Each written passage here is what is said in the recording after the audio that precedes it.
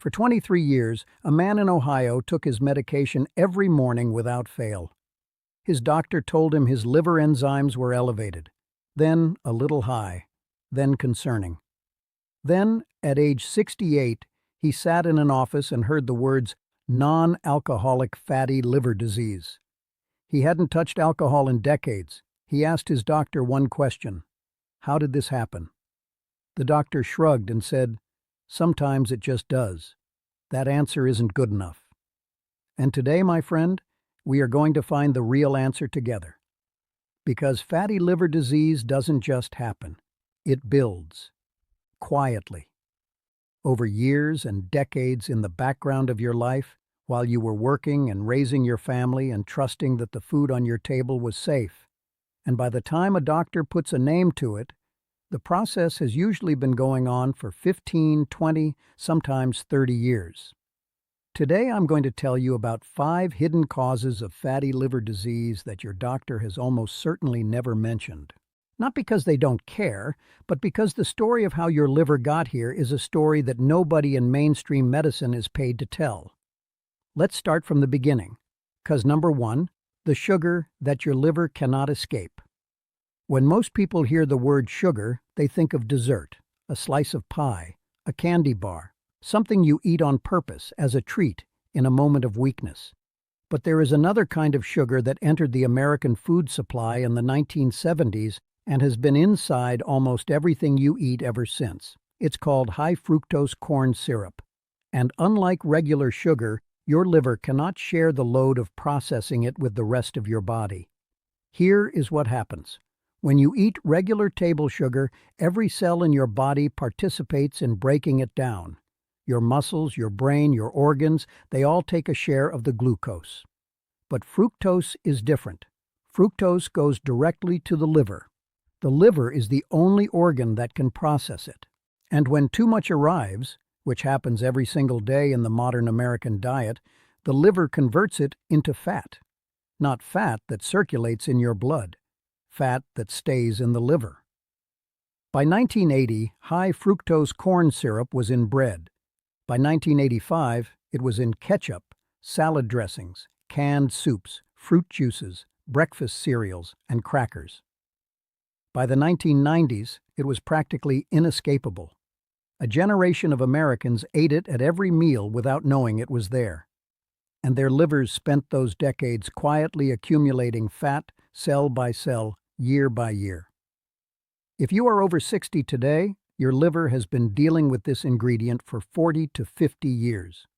The damage doesn't show up on a blood test until the liver is already struggling. By the time a doctor sees it, the story is already very old. Cause number 2, the vegetable oils. That no generation before ours ever ate before the 20th century, Americans cooked with lard, butter, and tallow. These were saturated fats that had been part of human diets for thousands of years. The human liver knew exactly what to do with them. Then, beginning in the early 1900s and accelerating dramatically after World War II, the food industry began replacing these traditional fats with something entirely new: industrially processed seed oils, soybean oil, corn oil, cottonseed oil, canola oil. These oils are extracted under extreme heat, treated with chemical solvents, deodorized to remove the smell of rancidity, and then sold to you as health food. The problem is that these oils are extraordinarily rich in omega-6 polyunsaturated fatty acids. And when they are heated, as they are every time you cook with them, they oxidize. They break down into toxic byproducts called aldehydes and lipid peroxides. These compounds are directly toxic to liver cells. Research has shown that oxidized linoleic acid, the primary component of most seed oils, triggers inflammation in the liver at the cellular level. Your grandparents didn't eat these oils. Your great-grandparents didn't eat them. But you have been eating them for 60 years, in restaurants, in packaged foods, in fast food, in anything fried or baked commercially. And your liver has been managing that oxidative assault for all of those decades. The mechanism is this: oxidized seed oils damage the mitochondria inside liver cells. When liver cell mitochondria are damaged, the cells can no longer burn fat efficiently. Fat begins to accumulate. The liver becomes inflamed. And the condition that modern medicine calls non-alcoholic fatty liver disease begins to take shape. Cause number 3, the medications that nobody warned you about.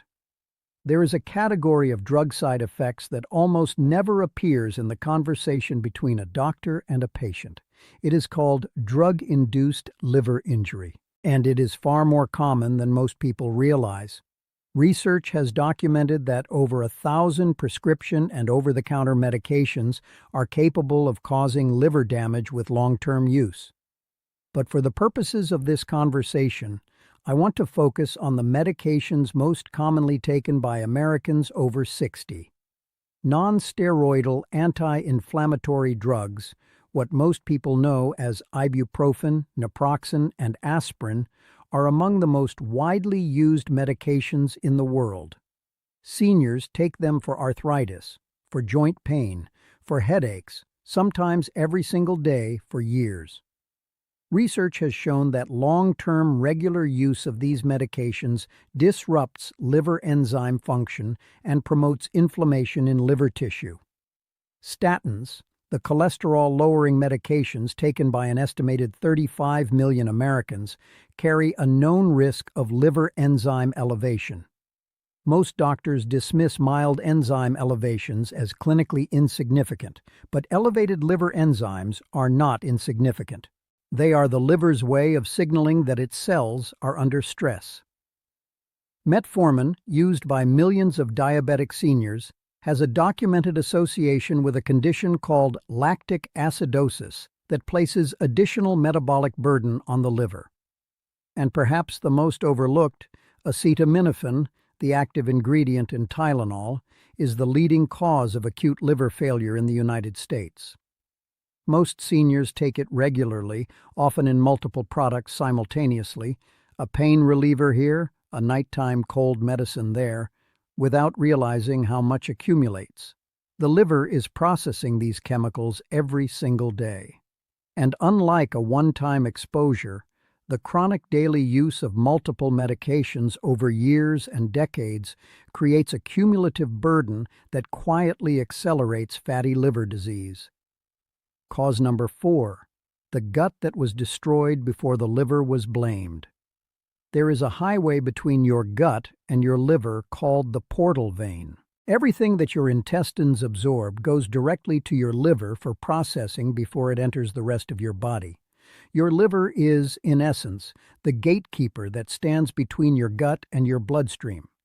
When your gut is healthy, it sends the liver manageable amounts of nutrients and relatively few toxins.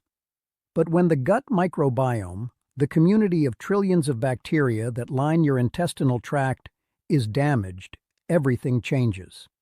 A damaged gut becomes permeable. Gaps open between the cells that line your intestinal wall. And through those gaps, bacterial fragments, undigested food proteins, and inflammatory compounds called lipopolysaccharides begin to leak into the portal vein and flood the liver in a continuous stream. The liver responds the only way it knows how, with inflammation.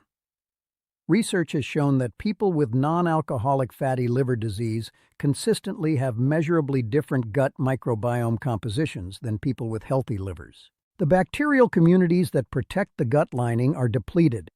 The bacteria that produce inflammatory compounds are overgrown. What depletes the gut microbiome? Decades of antibiotic use, decades of low-fiber processed food, decades of chlorinated tap water, which is designed to kill bacteria, including the ones in your gut, decades of artificial sweeteners, which research has shown selectively kill beneficial gut bacteria, decades of high-sugar diets that feed the wrong species. The gut was damaged first. The liver came under siege because of it, and by the time a doctor identifies fatty liver disease, the gut destruction has been ongoing for 20 or 30 years. Cause number 5, the invisible stress that became physical disease. This last cause is the one that mainstream medicine is least equipped to discuss. Not because the evidence isn't there, but because it doesn't fit neatly into a prescription. Chronic psychological stress, the kind that doesn't come from a single traumatic event, but from years and decades of financial pressure, relational strain, caregiving burden, and the quiet accumulation of unresolved grief and anxiety, has a direct, documented biological pathway to liver damage. Here is the mechanism. When you experience chronic stress, your adrenal glands produce elevated levels of cortisol. Cortisol is your body's primary stress hormone. In short bursts, it is adaptive and protective. But when it runs chronically high for years, it becomes destructive. Elevated cortisol directly promotes fat accumulation in the liver. It does this by disrupting insulin signaling, making cells resistant to insulin, which forces the liver to produce and store more fat. It also promotes systemic inflammation, which directly damages liver tissue. And it suppresses the immune regulation that normally prevents liver inflammation from becoming self-sustaining. Research has shown that people with high levels of chronic stress have measurably higher rates of fatty liver progression. The connection between the emotional life and the physical liver is not metaphorical, it is biochemical. For a generation of Americans who were taught to push through, work hard, never complain, and keep their problems to themselves, the emotional load of 6 decades of living has been silently converted into physical disease. The liver holds the account of what the mind was never allowed to process. The real story. My friend, here is what I want you to understand. Fatty liver disease is not a mystery. It is not bad luck. It is not simply aging. It is the accumulated result of 40 to 50 years of a food supply that changed without warning, a medication culture that never counted the long-term cost, a gut that was slowly compromised, and a stress load that was never addressed. None of those causes showed up on a single blood test. None of them appeared in a single doctor's appointment. They built in the background of a lifetime, invisible and unnamed, until one day the liver finally raised its hand. Knowing the cause is not the same as having a cure. But understanding how this happened, truly understanding it, changes everything about how you see your health from this moment forward. Because when you know what caused the damage, you can begin to stop adding to it. In our next investigation, we are going to look at something that affects nearly every senior in America and has one of the most overlooked root causes in all of medicine. You won't want to miss it.